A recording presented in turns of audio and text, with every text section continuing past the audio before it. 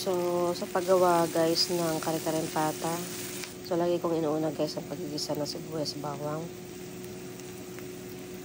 And then, gumamit din ako guys ng isang peraso ng beef cube. At yung pinagpakuluan ko, pinagpalambutan ko ng pata ay yun na din ang ginamit kong pansabaw.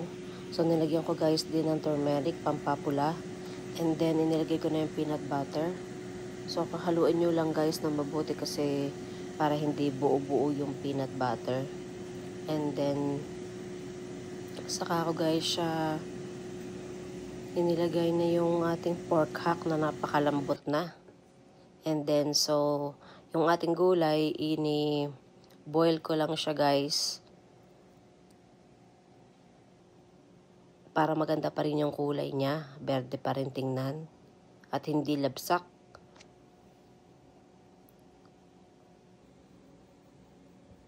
At iniayos ko na guys yung ating karne sa kabilang side naman. So, ito na guys ang ating pork hack kare-kare.